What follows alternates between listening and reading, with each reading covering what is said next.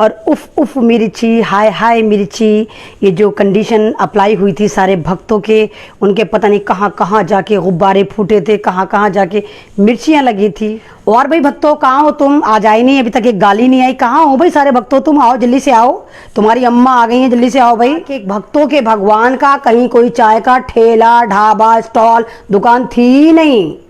तो भक्तों तुम्हारा भगवान तो चाय वाला था, कहाँ थी वो दुकान जब रेलवे मना कर रहा है। बहुत बहुत शुक्रिया, आप लोग आते हैं, मुझे सुनते हैं। और कल जिस तरह हमने एक सेलिब्रेशन करा था, जिस तरह हम खुश हुए थे, और उफ उफ मिर्ची, हाय हाय मिर्ची, ये जो कंडीशन अप्लाई हुई थी सारे भक्तों के, उनके पता नहीं कहाँ कहाँ जाके गुब्बारे फूटे थे, कहाँ कहाँ जाके मिर्चियाँ लगी थी। तो कल का सेलिब्रेशन जैसे मैंने आपको बताया था, इस तरह इंशाल्लाह अब एक के बाद एक हमें खुशियाँ मिलेंगी। और इंशाल्लाह रिसेंटली हमें डॉक्टर कफ़ील के बारे में भी खुशियाँ मिलेगी।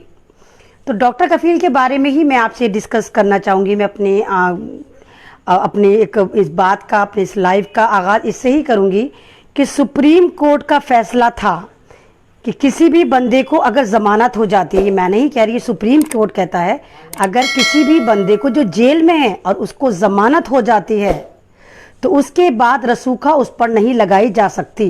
ये मैं नहीं कह रही, सुप्रीम कोर्ट कह रहा है। और आपने देखा कि डॉक्टर कफ़ील को जब ज़मानत हो गई थी और वो निकलने वाले थे तो उन्हें बाहर नहीं निकलने दिया और उनके ऊपर रसूखा लगा दी गई। तो ये जो अपना आप को यूपी का प्रधानमंत्री समझते हैं, हालांकि मेरी इस बात पे लोग समझते हैं, मुझे पता नहीं है कि मुझे नहीं मालूम कि जो चीफ मिनिस्टर होते हैं स्टेट के और मैं प्रधानमंत्री कहती हूँ, तो बहुत सारे लोग कमेंट करते हैं कि अमन आपको इतना ही नहीं पता कि प्रधानमंत्री नहीं होते। मुझे पता है चीफ मिनिस्टर होते हैं, लेकिन यूपी के जो योगी हैं वो अपना आपको प्रधानमंत्री समझते हैं। तो उन्होंने यानी फिर कोर्ट की तौहीन करी, तो तौहीन अदालत करी कि उन्होंने अदालत के इस फैसले को नहीं माना, क्योंकि एडवाइजरी बोर्ड का बैठना पड़ता है, वो लगाती है रसूखा या NSA। तो यानी यूपी के जो प्रधानमंत्री अपना आप को समझते हैं वो कोर्ट की तौहीन करते हैं और अपना आप को कोर्ट के ऊपर समझते हैं। वो नहीं समझते सारे फैसले उनके, क्योंकि बंदे की जमानत हो चुकी थी, उसके बाद उन पर रसूखा लगाई गई। और भाई भक्तों कहाँ हो तुम, आज आई नहीं, अभी तक एक गाली नहीं आई, कहाँ हो भाई सारे भक्तों, तुम आओ जल्दी से आओ, तुम्हारी अम्मा आ गई हैं, जल्दी से आओ भाई, आओ, आज तुम्हारे ऐसी ऐसी जगह बम फूटेंगे। तो भाई मैं आपको बताने वाली हूँ, वेस्टर्न रेलवे में RTI डाली थी और पूछा गया था जरा भक्तों के भगवान की चाय की दुकान कहाँ है, जरा ये बताओ। तो वेस्टर्न रेलवे ने कहा कि भक्तों के भगवान का कहीं कोई चाय का ठेला ढाबा स्टॉल दुकान थी ही नहीं। तो भक्तों तुम्हारा भगवान तो चाय वाला था, कहाँ थी वो दुकान जब रेलवे मना कर रहा है कि उनकी कोई दुकान नहीं थी। और मैं शुरू से कहती चली आ रही हूँ कि भक्तों के जो भगवान है नरेंद्र मोदी, ये कभी चाय बेचा ही नहीं करते थे, ये आपको बेवकूफ़ बना रहे थे। तो सारा का सारा वो निकल कर आ गया है कि भक्तों का भगवान ना चाय बेचा करता था, ना चाय वाला है। इसने आपको बेवकूफ़ बनाया, वोटों की राजनीति करी, आपको बेवकूफ़ बनाकर आराम से भारत पे विराजमान हो गया। अब एक सवाल मैं आपसे करती हूँ और पूछती हूँ सबसे कि किस तरह का जो चल रहा है, इस तरह का जिस तरह सोचा, आज फिर आपको याद दिला दूँ, एक बार फिर मैं आपको रिमाइंड करा दूँ, एक बार फिर आपको याद दिला दूँ। कंधार हाईजैक का आपने सुना होगा, जब वो एक जहाज हाईजैक हुआ था और पाकिस्तान ने बदले में 2-3 आतंकवादी मांगे थे, तो उस वक्त सेंटर में किसकी सरकार थी भक्तों? बीजेपी की सरकार थी। नंबर 2, अक्षरधाम पर हमला हुआ था, तो उस वक्त किसकी सरकार थी भक्तों? उस वक्त भी सेंटर में बीजेपी की ही सरकार थी। नंबर 3 हुआ था रघुनाथ मंदिर पर हमला हुआ था, एक रघुनाथ मंदिर है वहां पर अटैक हुआ था, तो उस वक्त सेंटर में किसकी सरकार थी भक्तों? उस वक्त भी बीजेपी की ही सरकार थी। उसके बाद नंबर 4 हुआ था कारगिल पर हमला, उस वक्त भी बीजेपी की ही सरकार थी सेंटर में। नंबर 5 हुआ था संसद पर हमला, पार्लियामेंट पर हमला, पार्लियामेंट पर अटैक, उस वक्त भी किसकी सरकार थी? बीजेपी की सरकार थी। नंबर 6 पर हुआ था अमरनाथ यात्रियों पर हमला हुआ था, उस वक्त भी बीजेपी की ही सरकार थी। नंबर 8 फिर वो गोधरा फर्जी कांड हुआ था, गोधरा फर्जी कांड आपको याद होगा कि जब वो ट्रेन जलाई गई थी और उसमें यात्री बिठाए गए थे और ये कहा था कि उसमें सारे के सारे जो हैं वो इसमें जा रहे थे, कार सेवक जा रहे थे। कहाँ जा रहे थे कार सेवक किसी को नहीं पता, उस वक्त कोई यात्रा नहीं चल रही थी। तो वो जो गोधरा फर्जी कांड करवाया गया था उस वक्त भी बीजेपी की ही सरकार थी। उसके बाद पठानकोट पे हमला होता है, पठानकोट पे एयरबेस पर हमला होता है, वहां पर तब किसकी सरकार थी?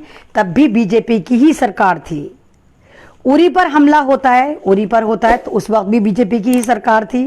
एक बार फिर अमरनाथ यात्रा पर पार्ट 2 हमला होता है, क्योंकि बीजेपी को बड़ा शौक है पार्ट 2 करने का, चाहे मंदिर का शिलान्यास पार्ट 2 हो, चाहे अटैक का पार्ट 2 हो। तो 2017 में फिर दोबारा हमला करा गया, उस वक्त भी बीजेपी की ही सरकार थी। तो दिमाग के ढक्कन खोलिए, आप सब खोलिए। कोइंसिडेंट एक बार होता है, 2 बार होता है, इतनी सारी बार नहीं होता, 7-8 बार कोइंसिडेंट नहीं होता, ये एक प्री प्लान होता है। इसी की आड़ में इन्होंने सारे ड्रामे करे, इसी की आड़ में ये इलेक्शन जीतते चले गए, इसी की आड़ में इन्होंने भक्तों को बावला बनाया, इसी की आड़ में इन्होंने हिंदू मुस्लिम करा के पूरे भारत पर मकड़ जाले की तरह कब्जा कर लिया। आप ही लोग बताइए, Gujarat model, Gujarat model, Gujarat model, आपको पता है कि गुजरात मॉडल क्या था? आपको क्या लग रहा है गुजरात मॉडल का मतलब होगा हाय मोदी जी ने गुजरात में तरक्की करी होगी, इसका मतलब गुजरात मॉडल है? नहीं, गुजरात मॉडल इसका नाम नहीं था। गुजरात मॉडल इनका कोड वर्ड था। इसका मतलब था कि हम गोधरा फर्जी करवाकर गुजरात में मुसलमानों को इतनी बर्बरता से मारेंगे, इतनी डर की राजनीति करेंगे, इतना उनकी जिंदगी हराम करेंगे कि वो पूरे भारत में डर से जिएंगे। वो था गुजरात मॉडल, वो था गुजरात कांड जो 2002 में हुआ था और सारे मुसलमानों को मारा गया था, मारा गया था, काटा गया था, इवन इतना जुल्म करा गया था उस मॉडल में, बीजेपी के मॉडल में, कि जितनी प्रेग्नेंट लड़कियां औरतें थीं उनके बच्चों को नेज़े पे निकाला था इन आरएसएस के दलालों ने, जाफरानी गुंडों ने, इन ऑरेंज पिस्सुओं ने। तो उसका नाम था गुजरात मॉडल। यानी वहां से हमने मॉडल तैयार करा, वहां से हमने हिंदू राष्ट्र की नींव रखी, वहां से हमने मुसलमानों की बर्बादी की शुरुआत करी और हमने एक परचम दिया, हमने एक लहर दी, हमने एक इनकलाब दिया, हमने एक आतंकवाद दिया, हमने एक पूरा का पूरा नरभक्षी खाका तैयार करा कि जाओ मुसलमानों के लिए हमने पूरा मॉडल तैयार कर दिया है, अब पूरे भारत में मुसलमानों को ऐसे ही मारा जाएगा। इसका नाम था गुजरात मॉडल। और हम बावले सोच रहा है गुजरात में कुछ करा होगा, कंपनीज लगाई होंगी, ये करा होगा, वो करा होगा। नहीं, ये कोड वर्ड था आरएसएस की नजर में, जिसका मतलब था कि हम गुजरात से शुरू करेंगे मुसलमानों को मारना, भूनना, जुल्म करना। इसको कहा गया गुजरात मॉडल। अब हम आ जाते हैं अदानी ग्रुप्स की तरफ। अदानी ग्रुप्स को जैसे आप जानते हैं, फाइनली बॉम्बे इंटरनेशनल एयरपोर्ट के 70% शेयर जो है वो अदानी ग्रुप्स को दे दिए गए हैं। अदानी ग्रुप्स आप जानते हैं किसी पहचान की मोहताज नहीं, पूरा भारत यही लूट रहे हैं, अंबानी, अदानी, टाटा, बिरला यही तो लूट रहे हैं।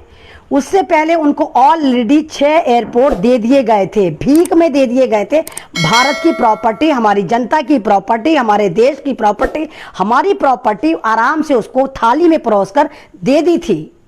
वो एयरपोर्ट कौन से थे मैं बताती चलूँ। 6 बड़े एयरपोर्ट दिए थे। पहला था जयपुर, दूसरा था अहमदाबाद, तीसरा था लखनऊ, चौथा था गुवाहाटी, पांचवा था त्रिवंतपुरम, और छठा था मैंगलोर। तो आपसे सवाल बनता है, आप ही सवाल करें, आज़ादी किसका नाम है? हम अंग्रेज़ों से क्यों लड़े थे?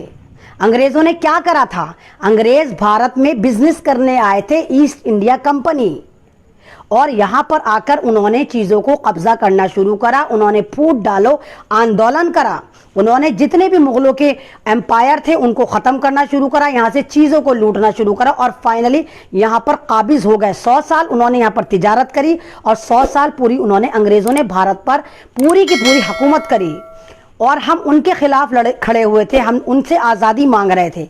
तो फिर ये क्या चीज़ है? ये जो 6 सालों से हम देख रहे हैं, फिर ये क्या चीज़ है? क्या हम इसको गुलामी नहीं कहेंगे? क्या हम इसे गुलामी पार्ट 2 नहीं कहेंगे? हमारे हाथ से एक के बाद एक, एक के बाद एक, एक के बाद एक, टोटल की टोटल सरकारी धरोहर निकलती जा रही हैं और निकल गई। पेट्रोलियम गया, एयरपोर्ट गए, रेलवेज गई, LIC गया, बैंक गए, एजुकेशन गई, क्या बचा है अब? तो क्या इसको हम गुलामी नहीं कहेंगे? क्या हम फिर गुलामी का शिकार नहीं हो रहे? कौन है ये लोग? ये लोग वही हैं जो अंग्रेजों की गुलामी करते थे, अंग्रेजों के साथ मुखबिरी करते थे।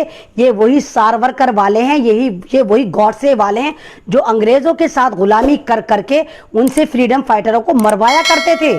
और आज एक बार पहले गोरे हमारे पे हुकूमत करके गए, गोरों ने हमें गुलाम बनाया, आज हम फिर गुलाम हो चुके हैं। और इस बार हम गुलाम किसके हुए हैं? हम उन दलालों के हुए हैं जो अंग्रेजों के चप्पल चाटा करते थे, चप्पल सीधे करते थे, उनकी चड्डियां धोया करते थे।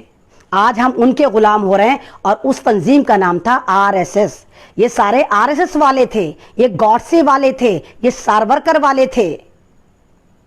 तो ये कौन सी आजादी है, ये कौन सी हुकूमत है कि एजुकेशन की आजादी हमसे छीन ली जा रही? और कमाल की बात देखिए भाई, स्कूल बंद हो गए, वह जनवरी तक बंद हो गए।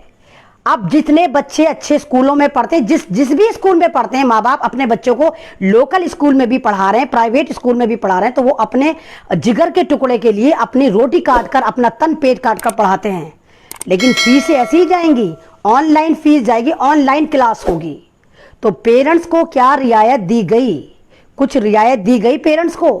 पेरेंट्स स्कूल वालों को ऐसे ही फीस भरते रहेंगे, ऐसे ही कन्वेंस भरते रहेंगे। और ये भक्तों के जो भगवान नरेंद्र मोदी जी हैं, ये लाते रहेंगे, अब 2 महीने के लिए और बंद, अब 3 महीने के लिए और बंद, अब 4 महीने के लिए और बंद।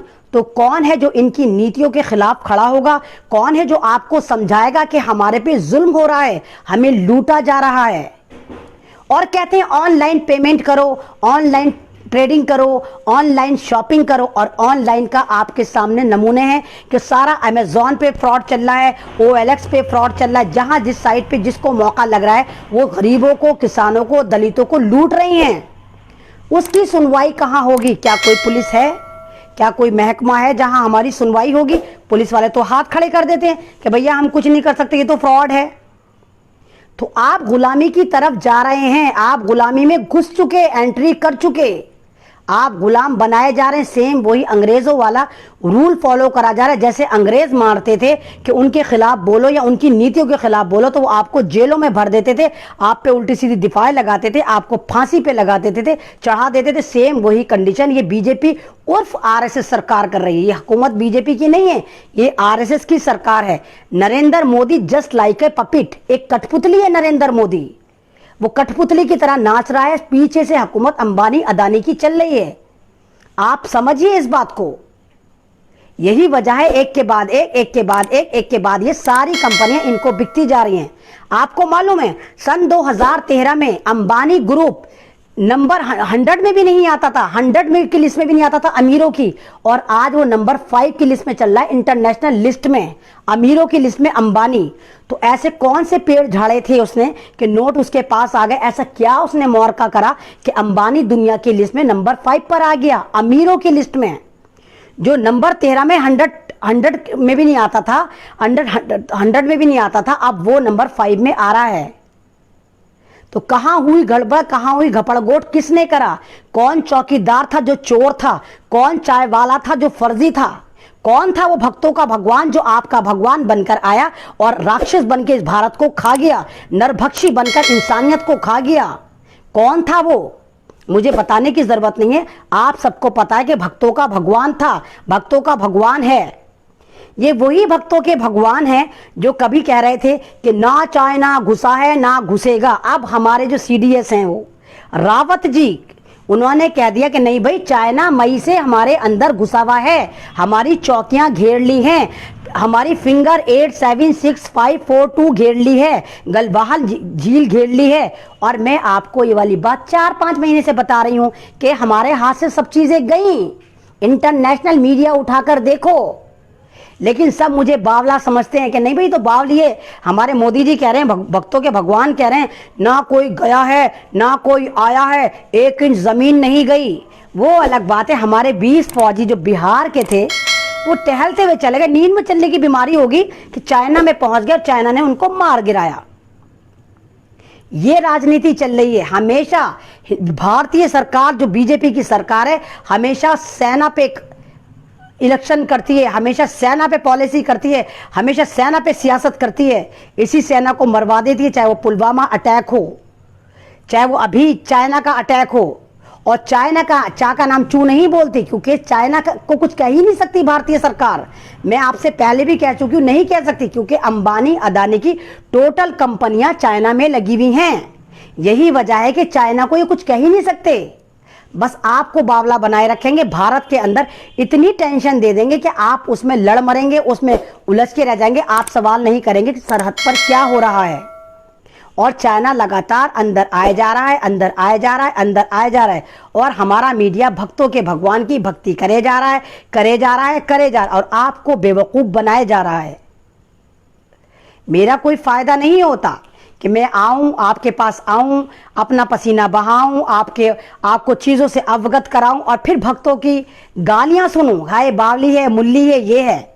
तो ये गालियां देंगे क्योंकि ये अकल से पैदल हैं। इनको इसी तरह लगाया गया है, दो दो कौड़ी के भगत होते हैं, इनको इसी इस पे मिशन पे लगाया है।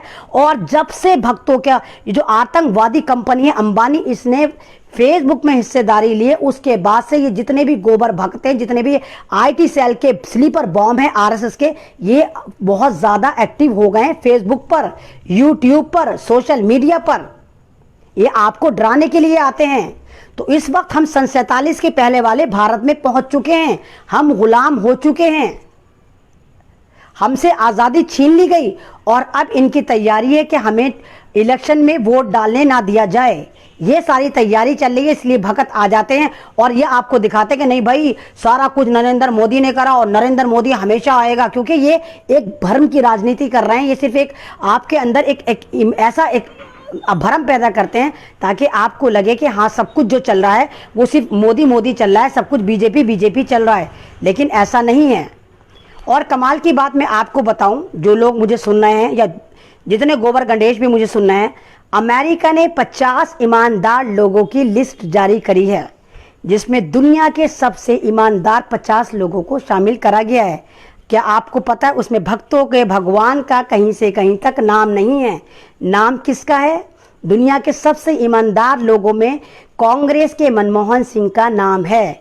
50 की लिस्ट में कांग्रेस के मनमोहन सिंह का नाम है, लेकिन भक्तों के भगवान चाय वाले चौकीदार नरेंद्र मोदी का उसमें कोई नाम नहीं है।